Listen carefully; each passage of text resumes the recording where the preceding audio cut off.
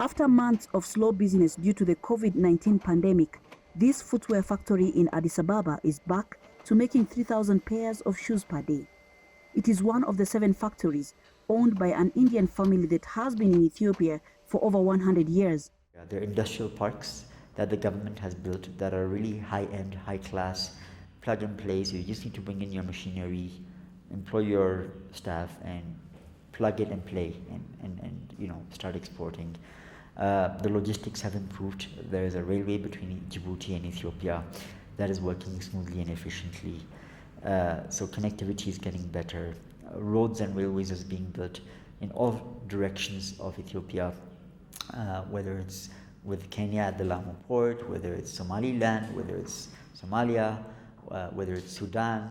Asian companies also thrive on investment incentives, cheap and skilled labor force, as well as access to a domestic market of over 100 million people. This is one of over 580 Indian companies in Ethiopia.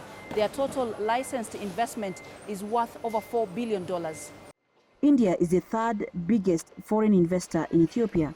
The Ethiopia Investment Commission says Indian investments jumped $1.5 billion or 60% from 2015 to 2019, mainly in textiles, pharmaceuticals and healthcare. I would like to argue that Indian investments have created probably the maximum impact in Ethiopia. If I'm not mistaken, we are one of the largest employers of Ethiopian people amongst the foreign business communities. Top Asian investors include China, Japan, India, Malaysia and Singapore.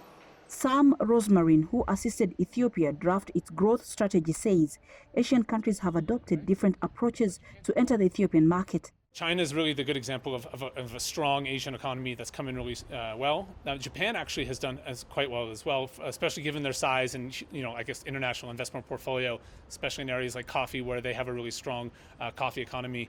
But China really comes in with the government behind it.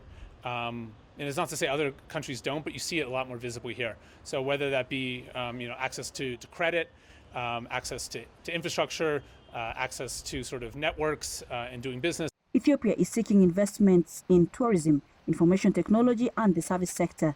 Analysts say such investors must set a long-term plan to see dividends. You really need to understand the Ethiopian mentality, the ways of working, and partnering with Ethiopians is really the solution here. I think countries and companies that are interested in doing that will be very successful in the long term. Still, doing business in Ethiopia is not easy. Companies do face problems on tax administration, transparency and shortage of foreign currency. But economists say Ethiopia's growth rate of more than 8% in the past decade offers huge opportunities for Asian investors. Coletta Wanjohi, Channel News Asia, in Addis Ababa, Ethiopia.